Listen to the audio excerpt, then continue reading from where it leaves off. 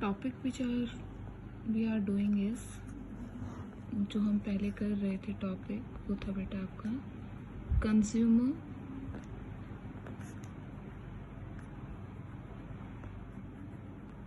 Equilibrium.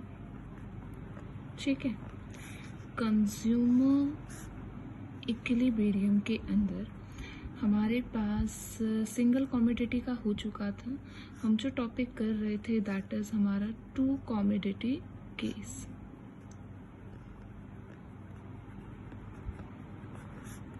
जब क्या कर रहा है कंज्यूमर, एक से ज़्यादा कमोडिटीज को क्या कर रहा है, यूज़ कर रहा है, कंज्यूम कर रहा है।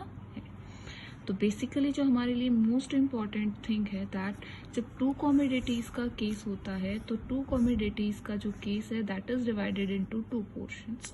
उसे हम क्या करते हैं, दो पोर्शंस के अंदर डिवाइड करते हैं। पहला जो है वो आ जाता है when the prices are same and when the prices are different. दोनों ही प्रोडक्ट्स की, टू कमोडिटीज की प्राइसेस क्या होती हैं, एक्स और वाई, दो कमोडिटीज है, दोनों की ही प्राइसेस क्या है, सेम है। या एक्स और वाई दो कमोडिटीज है, दोनों की प्राइसेस क्या है, डिफरेंट है, अलग अलग। तो ये दो हमारे सेपरेटेड केसेस है। अब बात आती है हमारे पास what are the conditions of equilibrium.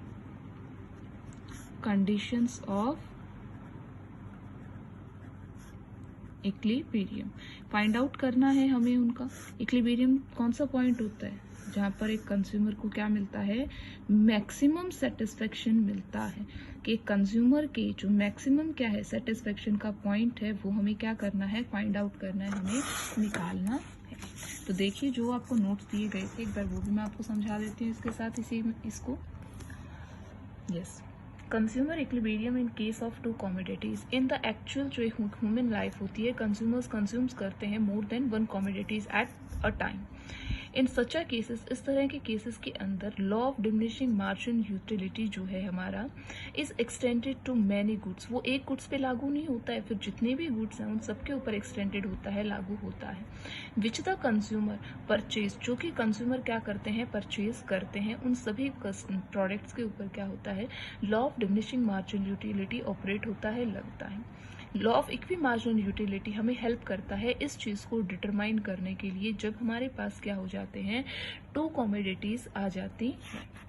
अब law of equi marginal utility क्या होती है, जैसे कि इक्वल, एक तो लॉ हो गया, ये तो वर्ड है इक्वी मार्जिनल। इक्वी वर्ड का मतलब होता है इक्वल, समान। क्या चीज, मार्जिनल। क्या है, जो यूटिलिटी है वो क्या होनी चाहिए, सेम होनी चाहिए।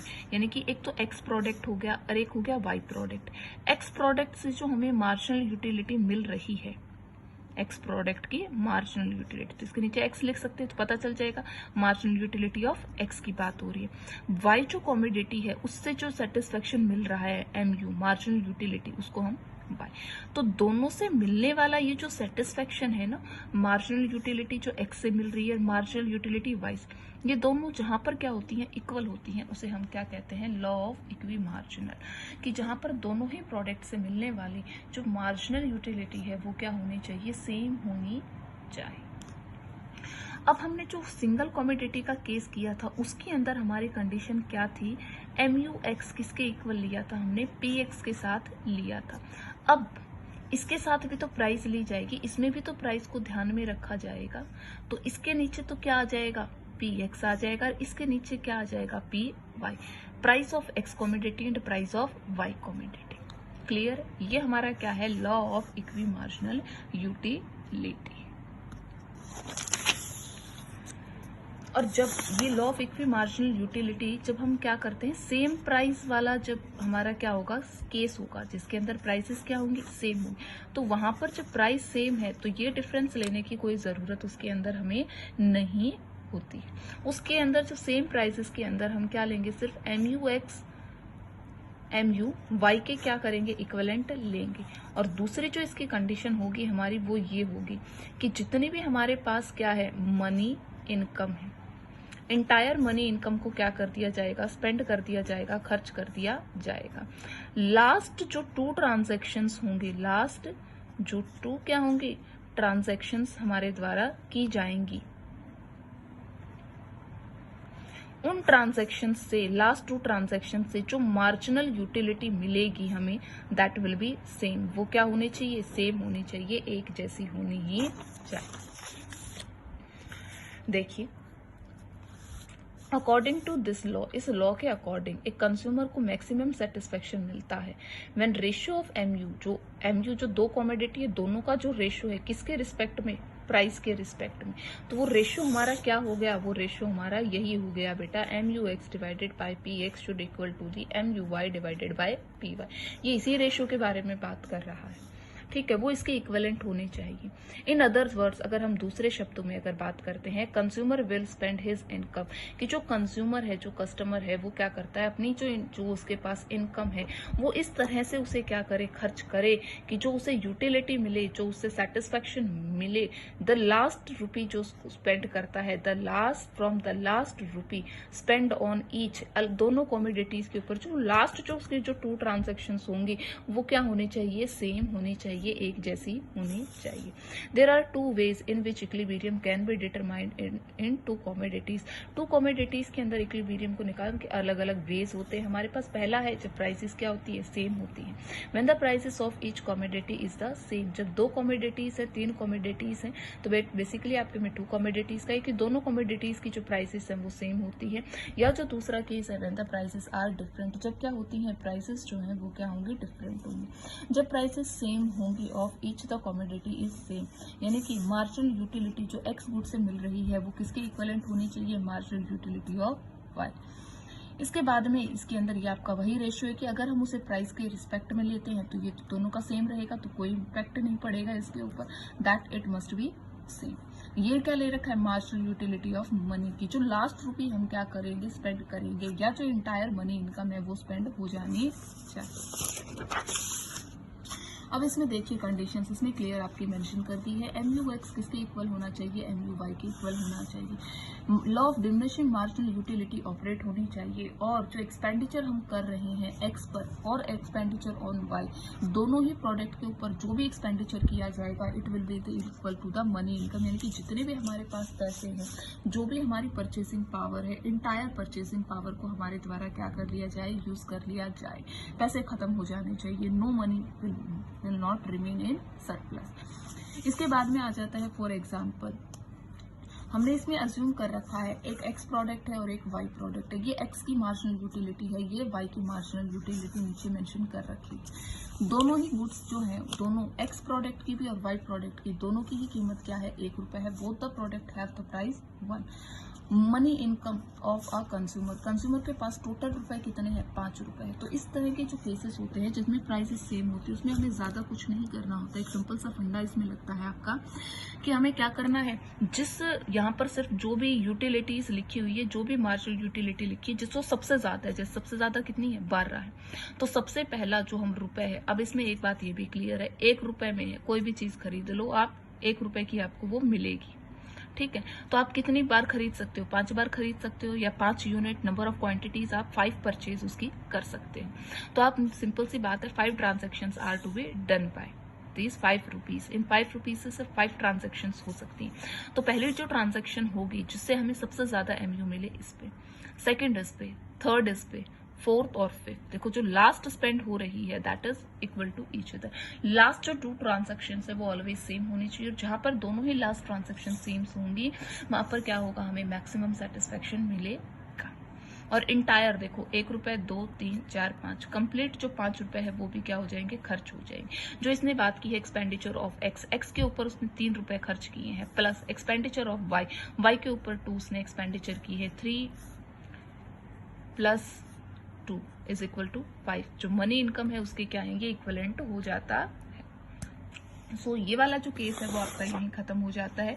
इसके बाद में आ जाता है आपका second case, when the prices of goods are different. जब 2 प्रोडक्ट को हम यूज कर रहे हैं, दोनों ही प्रोडक्ट्स की क्या होती हैं? प्राइसेस डिफरेंट हो जाती हैं, अलग अलग हो जाती हैं। तो उसके अंदर मैंने आपको बता दिया कि हमारा जो रेशियो है वो फर्स्ट कंडीशन यही रहती है। अब बेसिकली इसके अंदर 2 चीजें हमारे पास ये आ जाती है कि जब ये चीजें इक्वल ना, कि what will happen if this ratio is not equivalent to this when MUX divided by PX is not equal to MUY divided by PY, जब ये एक दूसरे के क्या हो, इक्विवेलेंट ना हो।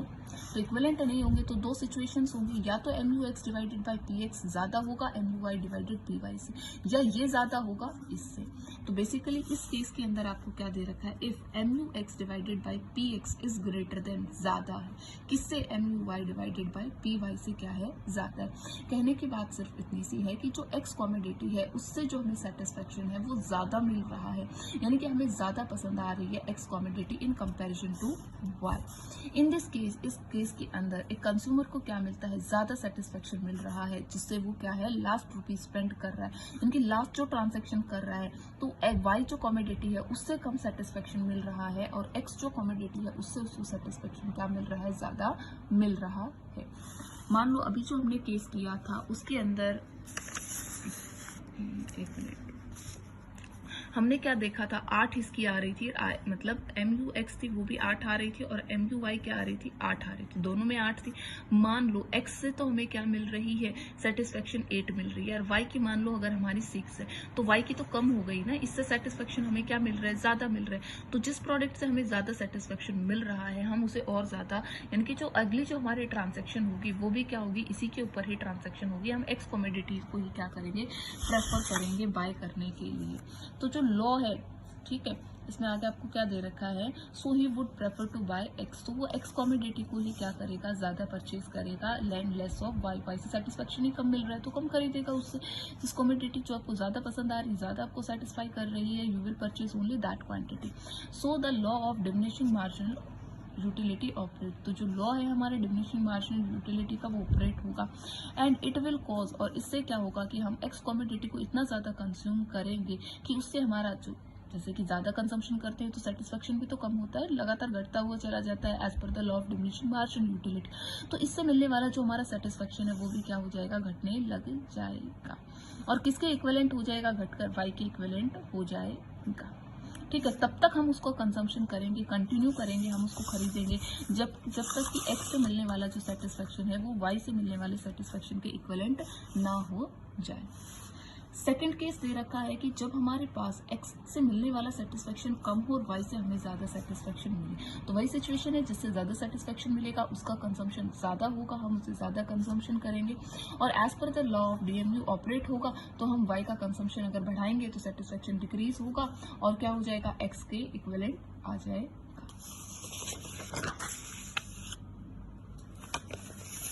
सेकंड जो हमारी कंडीशन है वो हमारी वही है कि लॉ ऑफ डिमिनिशिंग ऑपरेट होना चाहिए, मनी इनकम उसके एंटायर स्पेंड होनी चाहिए, अजम्पशंस हमारी वही है।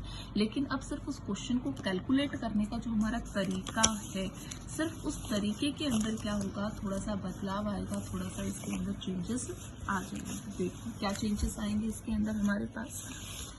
अज्यूम किया है law of diminishing marginal utility applicable होगी दोनों ही कमोडिटीज के ऊपर। प्राइस ऑफ गुड 1, तो हमने यहाँ पर गुड 1 और गुड 2, अच्छा इसमें थोड़ा सा डिफरेंस है, ये आप एक नोटबुक में, I think you have all written it in your fair notebooks, so change कर लेना बेटा, इसको गुड 1 की जगह ना यहाँ पर आप कर लेना इसको एक्स, नोट्स बनाए मैंने तब इसको ध्यान नहीं, इसको आप एक्स कर लेना, और जहां पर हमने गुड 2 लिया है change it to the Y, उसको क्या कर लेना आप वाई के अंदर चेंज कर लेना।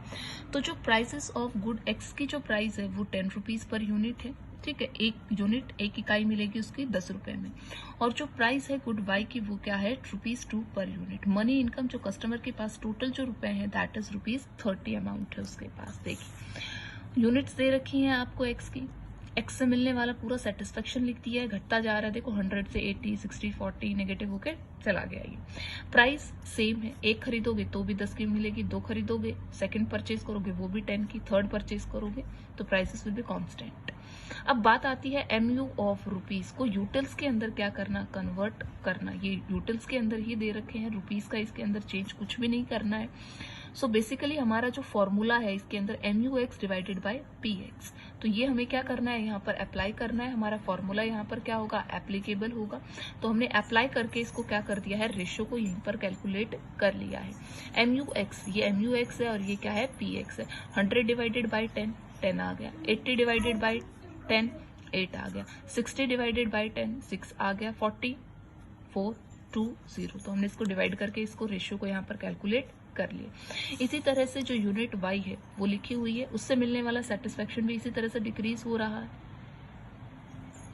और उसकी जो प्राइस है, देखिए प्राइस ऑफ गुड y जो गुड है उसकी जो प्राइस है दैट इज ₹2 पर यूनिट, 2 रुपए है पर यूनिट, तो हमने यहाँ पर 2 मेंशन कर दी। इसी तरह से हमने इसका भी जो रेशियो है, जो हमारा इसके अंदर कंडीशंस के अंदर क्या है आपको दी हुई है, वही कंडीशन का रेशियो हमने यहाँ पर क्या कर लिया है, फाइंड आउट कर लिया है इसको डिवाइड करके। अब बात आती है कि इक्विलिब्रियम का पॉइंट कैसे फाइंड आउट करेंगे। तो जो उसका पॉइंट जो अगर हम फाइंड आउट करते हैं तो उसके अंदर हमें ये पता है कि 30 यूनिट्स हमारे पास, ठीक है, रुपीस जो है वो 30 है। अब आप ये देखो इसके अंदर कौन कौन से मिल रहे हैं। सिंपल कुछ ज्यादा नहीं सोचना, सिर्फ ये देखना है कौन से पॉइंट्स इन दोनों, इसके अंदर और इसके अंदर मैच हो रहे। 12 इसमें है नहीं है, 11 नहीं है इसके अंदर, इसमें 10 है और इसमें भी 10 है। ओके, तो MUX 10 हो गया है डिवाइडेड बाय PX, और इसमें भी क्या है 10 है। सो एक सेकेंड देखिए, दोनों के अंदर आपको क्या दे रखा है, 10 दे रखा है। तो इसका 10 क्या है, 1 यूनिट के ऊपर है, यानी कि 1 unit 1 unit of x। 1 unit है x की, यूनिट 1 होगी। x की प्राइस कितनी है, 10 है, तो यानी कि कितने हो गए, 10 रुपए मैंने इस पे खर्च कर दिए। और इसका 10 किस पर है, 3 यूनिट्स के ऊपर है, तो इसकी हो गई 3 यूनिट। y की कितनी हो गई है, 3 यूनिट। प्राइस कितनी है y की, 2 रुपीज है। कितना आ गया, 6 आ गया। तो टोटल इसको जोड़ो आप, कितना हो गया, 16। टोटल मनी इनकम कितनी है, 30 है। ये पूरी की पूरी क्या हो जानी चाहिए, खर्च हो जानी चाहिए। No money will be remain in surplus, कोई भी हमारे पास सरप्लस में नहीं बचनी चाहिए, रिमेनिंग नहीं रहनी चाहिए। तो इंटायर अमाउंट क्या होना चाहिए, खर्च होना चाहिए। सो तो ये जो 10 पॉइंट है इसके ऊपर हमारा क्या है, इक्विलिब्रियम पॉइंट नहीं आया है। हमारी जो सिचुएशन है, MUX divided by PX should equal to MUY divided by PY is equal to money income, यानी कि MUM। मनी इनकम की क्या है, ये इक्विवेलेंट यहाँ पर हुई ही नहीं। अब इसके बाद में आगे देखिए, 9 है इसमें, नहीं है, 8, और इसके अंदर भी हाँ 8 है, इसमें भी 8 है, और इस पर भी क्या है, 8 है। तो इसका 8 कितने पर है, 2 यूनिट्स के ऊपर है। तो 2 × 10, इसकी जो प्राइस है वो कितनी है, 10 है। तो टोटल क्या हो गया, 20 रुपीज एक्सपेंड हो गए हैं। और इसका 8 कितने के ऊपर आया है, इसका 8 आया है 5 यूनिट्स के ऊपर। तो Y जो कमोडिटी है उसकी 5 यूनिट्स, 5 × 2 कितना हो गया, 10 हो गया। तो ऐड करेंगे कितना हो गया, 30 होगा। तो ये हमारा सॉल्व हो गया। यहाँ पर हमारे पास situation MUX divided by PX should equal to MUY divided by PY is equal to MUM की सिचुएशन क्या है, हमारी यहाँ पर आ जाती है। क्लियर, ये सिचुएशन हमारी क्या हो गई, क्लियर हो गई। इंटायर मनी इनकम क्या हो गया, स्पेंड यहाँ पर हो गया। आंसर अगर इसका लिखना हो हमें इक्विलिब्रियम का, तो हम क्या लिखेंगे, बाय द कंजम्पशन